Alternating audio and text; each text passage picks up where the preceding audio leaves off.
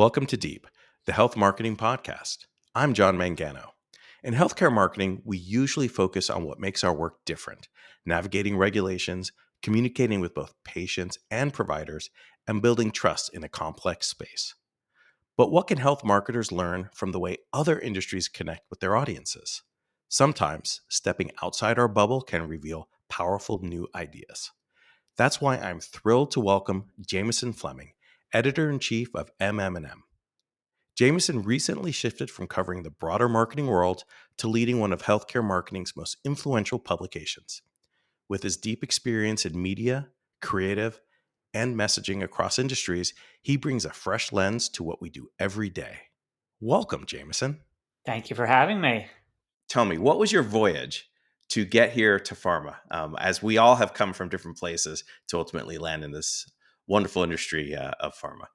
Yeah, it was definitely a very unexpected road for me. I went to school in Syracuse, went to the Newhouse School, wanted to be on ESPN. That just wasn't in the cards. And so I worked for Bleacher Report during college. This was before they sold out to Turner for $200 million. So I was there when it was a very scrappy organization, and I covered college basketball. And from there, it got me my first real job out of college, which was at CBS Sports as one of the two original social media editors that CBS Sports had. And so myself and my coworker, we basically built the strategy of how do you reach a sports audience on social. We're very audience first, grew followings into the seven figures on multiple platforms. And from there, I jumped to a local newspaper, worked in audience development there for a couple of years, and then ended up at Adweek, where I basically spent 8.5 years doing very audience first strategies across social newsletters and eventually editorially with the agency's beat, brand marketing beat, and then eventually creative as well. And so my entire professional career has been really about figuring out what audiences want and give it to them, which is really what my remit here is at MM+M, is figuring out what does a digital audience want from us, and giving them that type of content, which is something that definitely fuels my perspective, as we'll probably talk about through the rest of this conversation of, pharma marketers have an opportunity to really understand what their audience is doing and saying and where they are and reaching them with those messages. And it's funny, you are the first journalist on the show who actually is a practicing journalist. But we've had many former journalists who are now in pharma, and it feels like the power of being able to tell a story about the patients seems to be the thing we all in the industry have in common. You're just lucky enough to still be doing it in the form of a journalist. So it's exciting to have you here. Yeah, exactly. And I mean, it's something I've always told all my reporters is, at the end of the day, we're telling stories about business, about pharma, about marketing, but people are at the center of it. And so I always encourage reporters and editors to, make that intro as personal about somebody as possible, because it draws the reader in and it makes the story feel real and important when you can actually see how this topic is impacting somebody or what somebody's role is very specifically in that topic.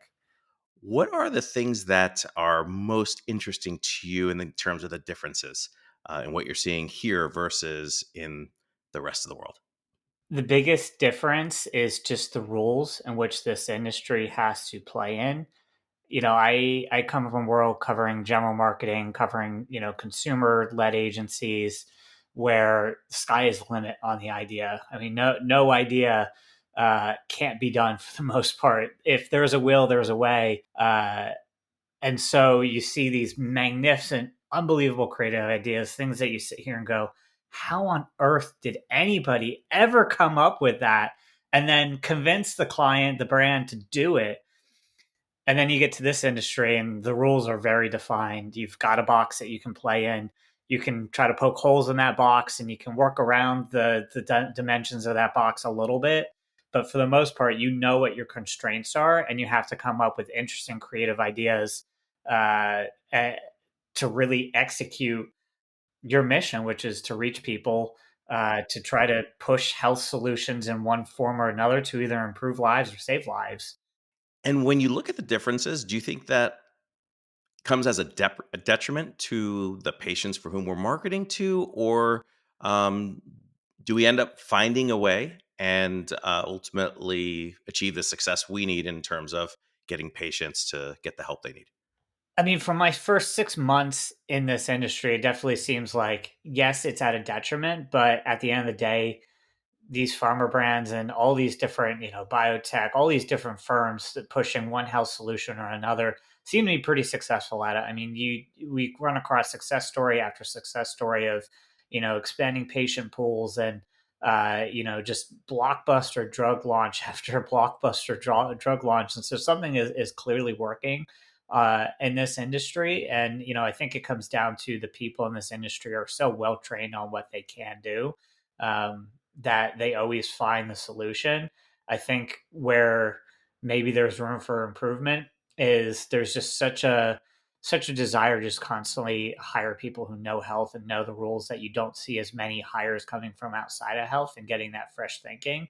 Every once in a while, I'll talk to an agency where they're like, "Oh yeah, I mean that's primarily who we try to hire." But for the most part, it's a lot of just bringing in people who know the industry and making them lifers within the industry. And so I do think it could benefit some more outside fresh thinking, but I understand, the need to balance people who know the industry and know the restraints with outside thinking.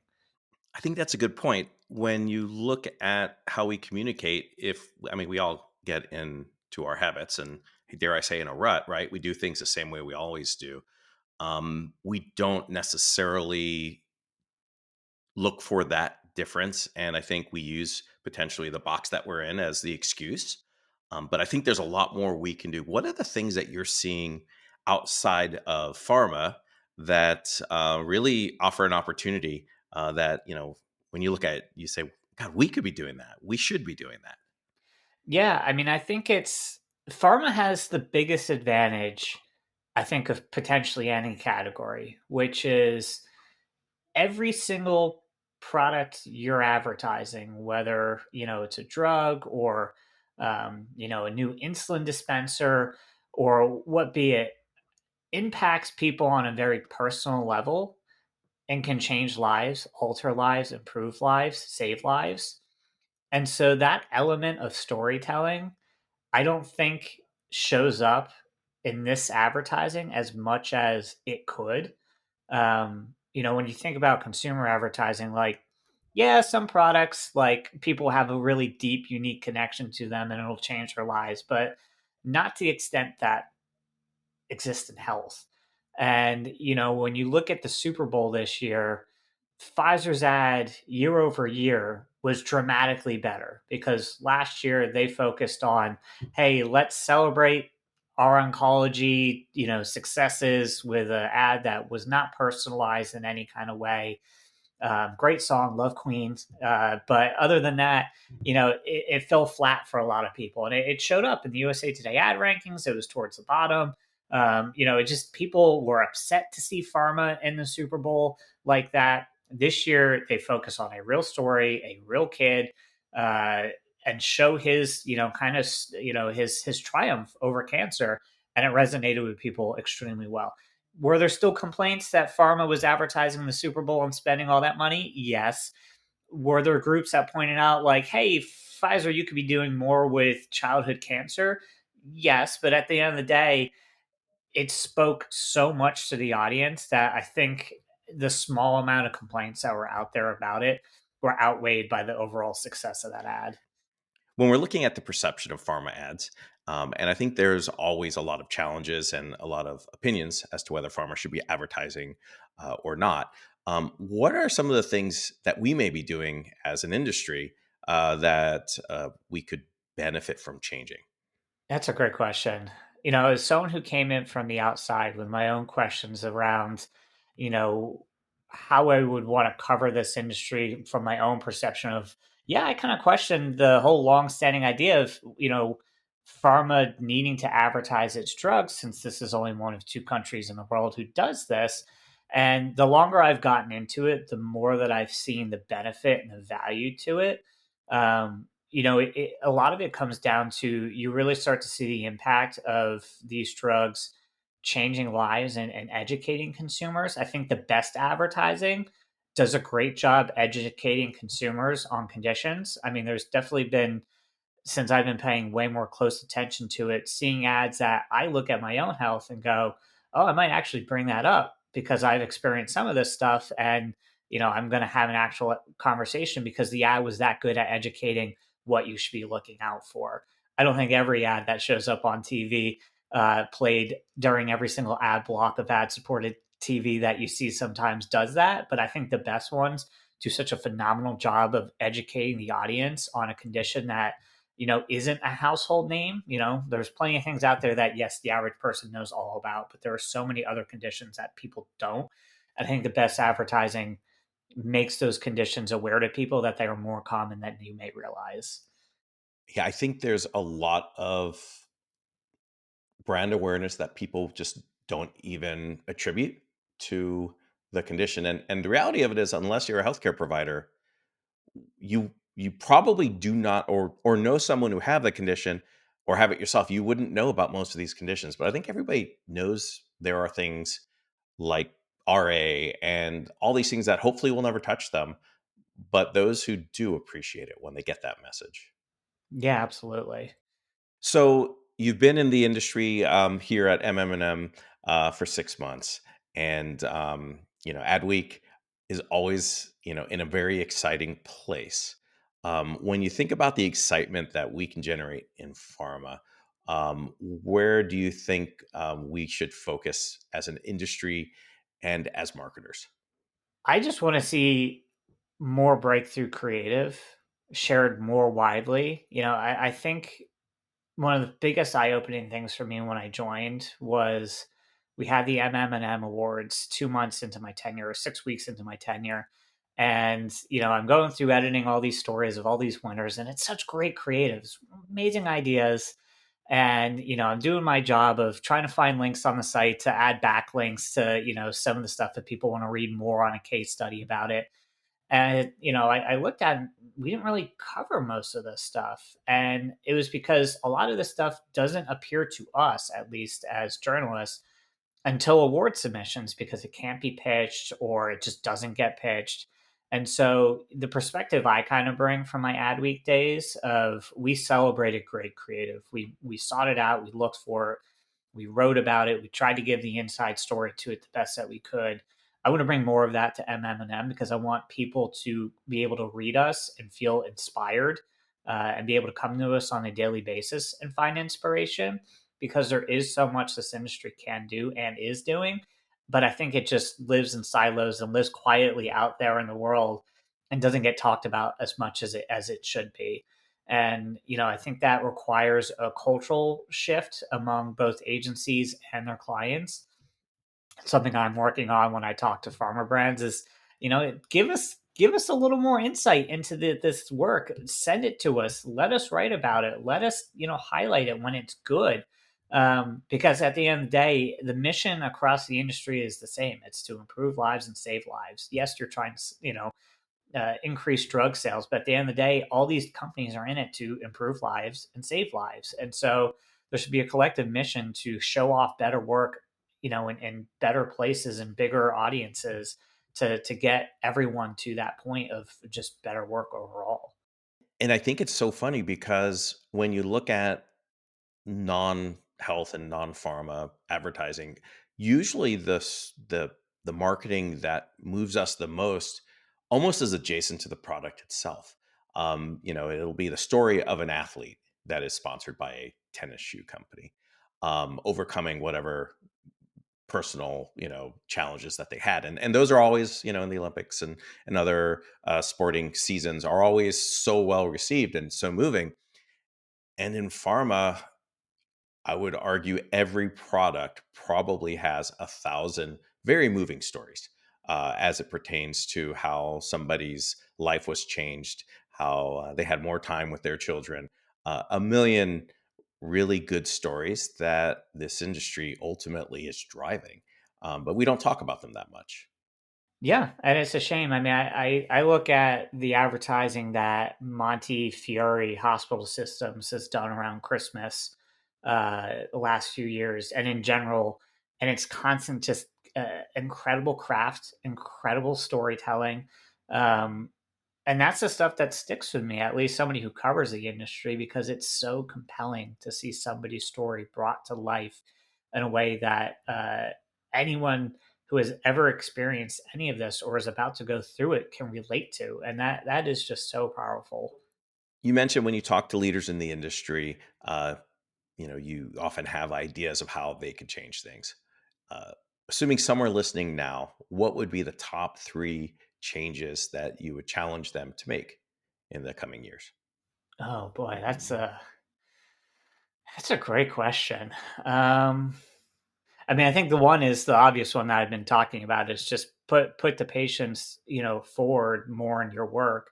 Um, I think the second one uh, is spend more time searching out where people are actively engaging. I think a lot of pharma brands already do this pretty well. Um, but I've spoken to a number of people over the last maybe month or so around this idea of really social listening and understand where people are and organically joining their conversations and helping them. I think some of these forums that are out there are just so powerful, and it often comes down to the trust that people have in each other who are going through the same experience is why those are so powerful. It comes down to people and their own stories. So I would challenge these brands to listen to those forums even more than they are. Um, Gosh, on the third one, I mean, I don't know what the exact answer is, but I think it has to be somewhere around price and transparency. Um, you know, Going back to what happened in the outside of the hotel in December, where the United Healthcare CEO was murdered. There's a lot of pent up anger around insurance and the price of drugs, and so there's probably something in the direction of this industry needs to be a little more transparent about why drugs cost as much as they do, and communicating to consumers the whole path of a drug's existence, and getting society to kind of understand why we're at where we're at and how we can solve that. Because I would assume most pharma brands, if they could charge less, they would. But at the end of the day, they are still need to be profitable and keep shareholders happy. So it's an interesting challenge for the industry, but there's got to be movement in that direction, because ultimately people are losing trust in the whole industry as time goes on because of how expensive the American healthcare system is. Yeah, and that may be, if you look at the challenges of educating a population just on the various health conditions that we market, and I think the industry's gotten really good at.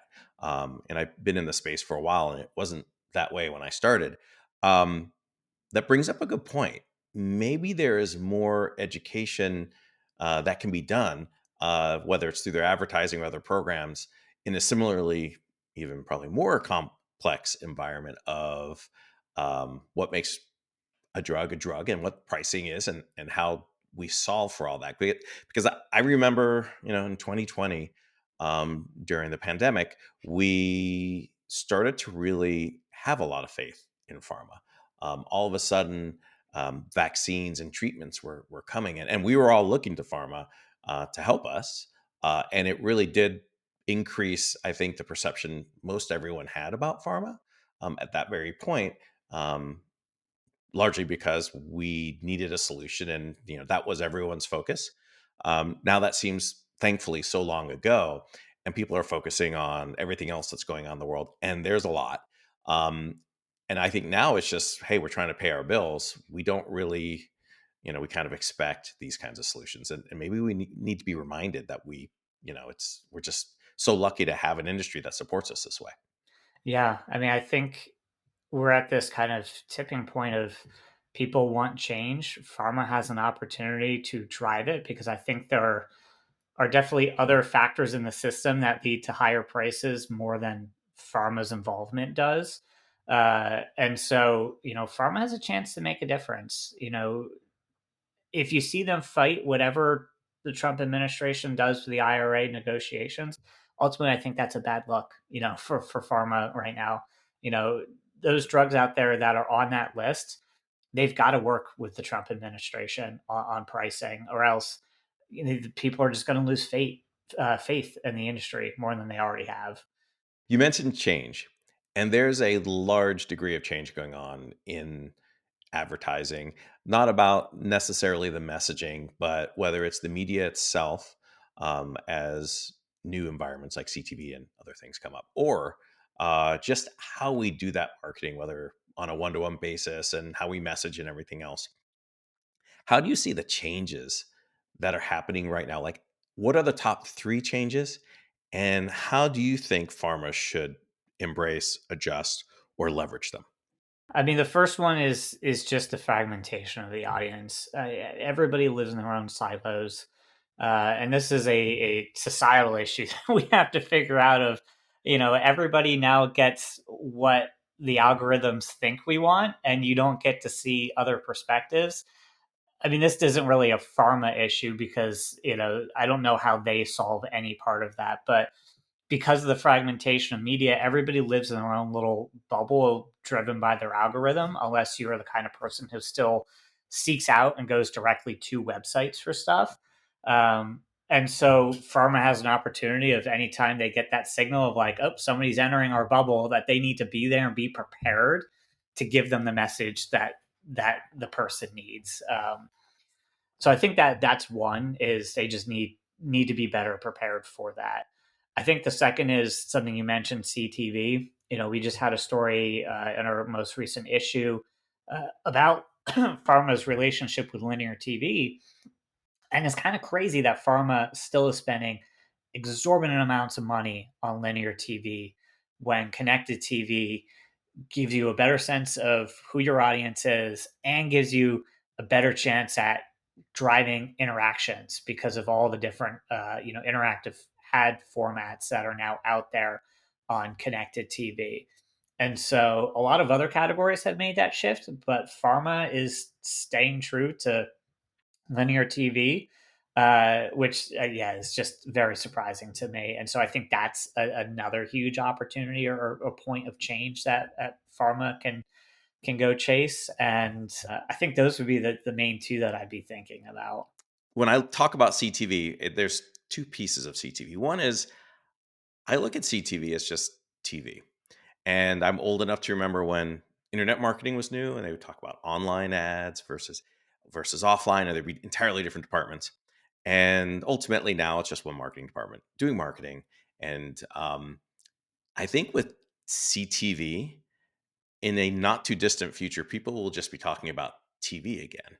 And there may be a few people still on linear, but not a whole lot. Do you think, I mean, ultimately, CTV is inevitable just because we all get new TVs and eventually they all will be smart in nature? Or do you think there's a place where linear TV will last like in perpetuity? Yeah, I mean, I think it's inevitable. I mean, this you see the shift happening every year. There'll still probably always be, at least for the next 10, 15 years, there'll probably still always be a small segment on linear, and it's got to decrease every year. But for the most part, yeah, CTV is the future. It's just a matter of what version of CTV we probably see. Some of the streaming platforms are very mature in terms of having a lot of different ad products that are interactive or show multiple messages, or just generally look different than a standard 30-second ad on a linear TV channel, or even some of the other streaming services just give you 90 seconds of typical advertising. So I think the biggest shift will be there in terms of ultimately how much do consumers decide to watch with their phone in hand and want to interact with the ads on TV. I think that's the biggest question that's still out there. And that was my second point with interactivity. Where do you see our industry going, where we can potentially interact more, and where does a interaction that people want to do with health differ? There's some things that are just super private; they may not want to interact at all in certain topics. But how does the industry embrace it and then get the most out of it? That's another great question. Ultimately, It's around, I think the opportunity is education, and it's if a consumer is watching something and whatever that ad is really resonates with them. I think there's two options. The person's either going to pick up their phone and they're just going to search in a browser for it, or if they've got the option through the TV, maybe they go that route and they, click OK with their Roku remote and it sends, information to their email, or they scan the QR code and bring something up. Um, but yeah, I mean, ultimately, it's those two paths. Can you get people to search for it in the moment, which is what you see a lot of, Amazon benchmarks on of, oh, you just saw an ad for Tide products, during an NFL broadcast. They can go look and see, oh, searches for Tide Pods increased 180% in the next 2 minutes. And so they can judge that stuff. I think because the measurement will ultimately be so much better through CTV, I think marketers are going to be able to fine tune their messages, and that's going to be the opportunity. Is they're going to be able to see in real time of, well, this ad ran, this amount of people search for it, and boom, we know how successful that was. Well, and I think in pharma, it's one level higher, and they can actually identify if an incremental script was obtained by those who saw the ad versus those who didn't. So, that part, I think people forget in pharma, the measurability that they have in a HIPAA compliant way is greater than even CPG, which we're often looking at saying, God, they can do so much, but they can't measure like we can. So when we look at interactivity, uh, I've seen two schools of thought. On the one hand, I've heard, well, it's a people don't like to interact because there's privacy concerns. On the other hand, we see so much activity online as it pertains to health, and much of it I attribute to the degree of privacy. Like lots of things happen on the web, right? We don't want to talk about. And it's because the anonymity the internet provides allows for people to do things or behave ways that they may not normally. But when it comes to health, you can look up conditions that you might not feel comfortable talking about with your friends or even your family and learn more about these conditions because the internet provides that anonymous way to learn more. So I'm wondering, do you think that interactivity gets bolstered for pharma simply because it actually allows you to privately learn more about a condition, or are there other things that might kind of draw people away from it?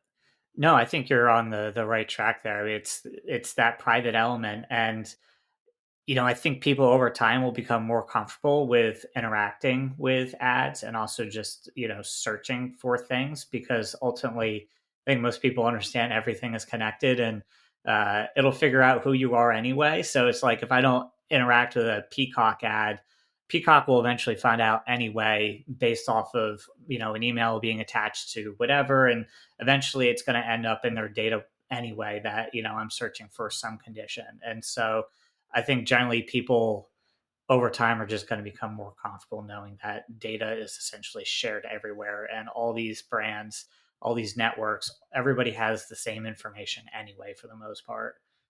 Does that create any concerns for a pharma marketer, or do you feel like as an industry and as a really a population, we're evolving beyond that?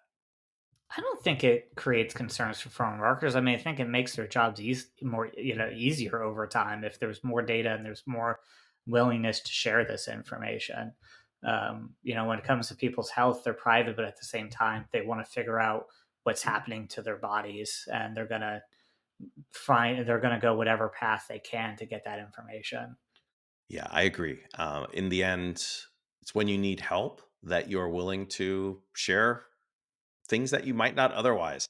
And that help is so important and so helpful at that moment that people will share that information and be open to uh, valuable third parties knowing that information, like their pharma company who's trying to create the cures to solve that problem.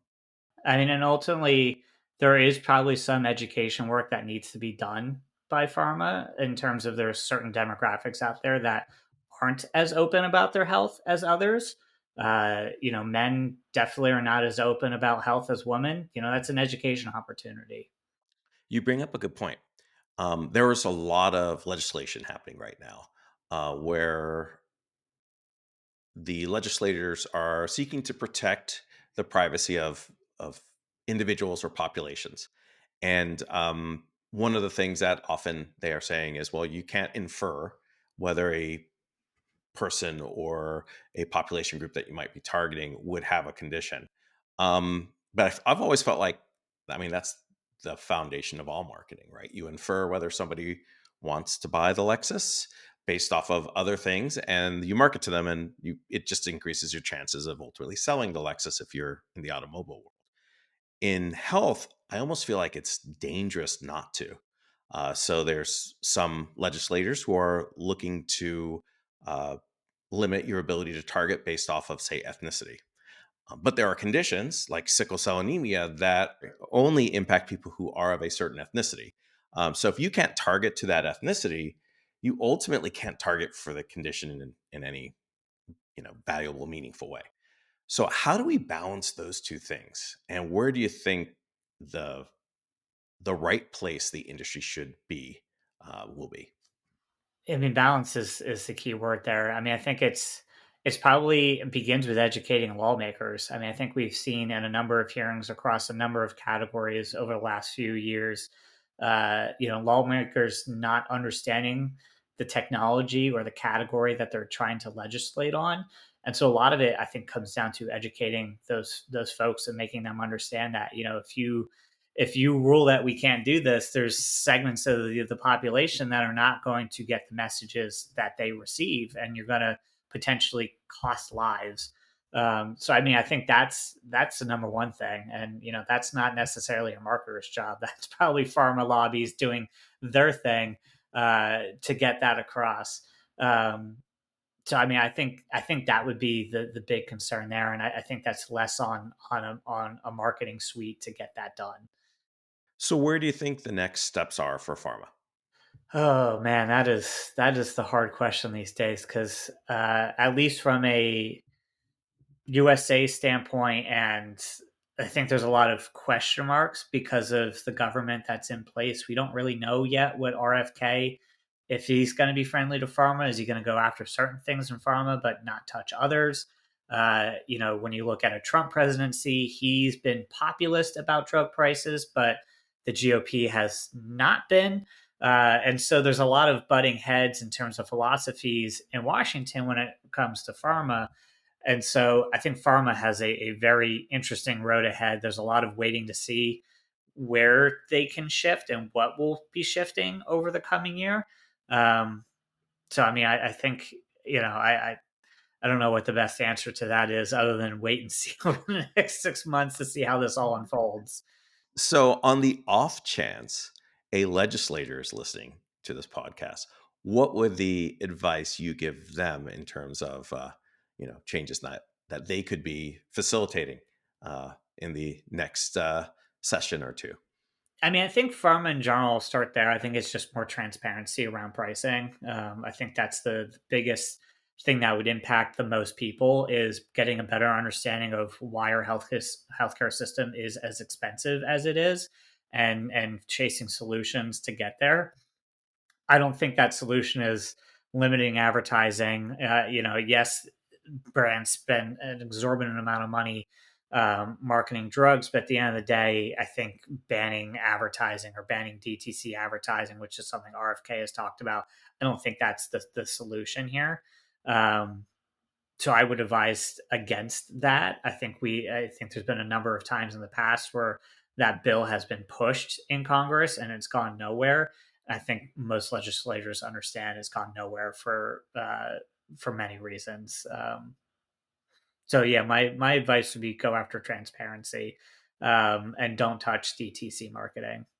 Yeah, it seems like there's an assumption that DTC marketing is why the prices of drugs are the way they are, when in fact the campaigns that I've been involved with, if they don't work, they are quickly shut down. So their impact on pricing actually, it's almost the opposite, right?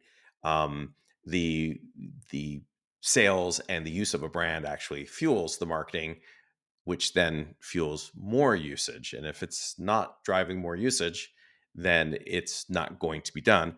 And then ultimately, um, more usage ultimately means lower prices because there's more scales associated with them. So in many ways, pharma marketing could be argued reduces the cost in the end, but the costs are often dictated by payers, whether they're government payers or insurance companies. So that piece, I think, probably is where everyone should focus as well. It seems like that's what you're saying. Yeah. And the challenge there is try to convince the average person that drug prices aren't tied to the amount of advertising that happens for them. It's an impossible thing to explain to somebody because the average person just sees how much they're advertised, they see the price, and they just correlate the two. Yeah, I think so. So if you are starting, and in some ways you are within pharma, if you're talking to someone who's starting their career as a marketer, whether in pharma or not, but then specifically in pharma, what would the advice be that you would give them in this changing marketing environment? Especially, I mean, there's so many changes going on globally outside of pharma, but then specifically within pharma. I would say pay attention to the world of marketing outside of pharma as much as you possibly can because there are so many great campaigns out there where the insight behind them is directly applicable to pharma. Every magazine issue, we always ask creative to go out and look at 4 campaigns. And talk about them. They usually highlight pharma campaigns, but we recently had a writer who looked at 4 consumer campaigns and drew an insight and drew a piece of execution from that creative that directly applies to pharma. And it was brilliant because you could see very very clear parallels between a car campaign or whatever campaign and a problem that some drug may have, whether it's reaching a specific audience or just education around the product. And so there were so many of those instances of great creative out there across all marketing that if you think hard enough, you can apply to anything you're doing on the pharma side. And so that's where I think inspiration can come from. Right? Because good marketing is good marketing. So, Jameson, we talk a lot in pharma about being behind the times as it pertains to marketing and marketing techniques. But are you seeing places where we are leading in innovation? I think it's understanding where your audience is and reaching them in very small, isolated pockets. I don't think consumer brands focus on that as much as pharma does because there's not as much to gain by getting into very small micro communities. Whereas, the lifetime value of a customer in pharma can be so large for a specific drug. If you catch somebody in its early, days on the market, that's a very long relationship that you can have with somebody. And so it's worth that time and investment to go into those micro communities, listen to where they are, find where they are, and build those relationships and trust. So I think that is one area where pharma is far and ahead. I think if you were to show a consumer marketer just how nuanced and strong the tracking of where people are interacting and talking about a drug or a product, I think they would probably be amazed at what pharma can do and what they're doing. So I would say that's the biggest area. Definitely. And there's much more on the line, right? One incremental sale of a tube of toothpaste is fine. One incremental person overcoming their condition is something amazing. Exactly. So we talk a lot about changes in the industry and in advertising and marketing. How is MM&M changing? Yeah. So the biggest thing for us is we want to be a daily habit for people across the industry, pharma, agency. Um, we want the whole industry to feel like they should be coming to us and getting something out of us daily. Because I recognize, look, if you're going to spend time with a trade pub, you maybe have 5 minutes to do that a day. Some people who are fanatics of MM&M might give us 10, 15, 20 minutes, but the average person maybe has 3 or 5 minutes that they can spend checking out what we are doing. And so my whole thing is I want to bring more of the how and the why of what's happening in this industry to a daily basis to what we are doing because MM&M in the digital era has been phenomenal at telling you the what. Like if you need to know what's happening in the industry, we got you. But if you're going to spend an extra few minutes with us, we want to be able to peel back more of those layers to tell you how and why something is happening, and not just doing that in our magazine, because a print product is phenomenal. The reporting that happens in that magazine is second to none. But I want more of those insights to go online on a daily basis, so that if you want to make us part of your morning routine, you're going to get more than just headlines. And that's the transition we're making. And we're definitely getting there, because the team of reporters and editors that I have working with me is one of the most impressive teams of reporters I've ever dealt with in my career. And I think the timing is just right for that, with all the changes that are happening legislatively and through other parts of the government. That I think things are changing on a daily basis, and we need to be kept abreast of that as it happens. So I look forward to it. I definitely will be watching you daily. Well, thank you, Jameson. Really appreciated you joining us today. Yeah, I appreciate you having me. Enjoyed this. This has been Deep.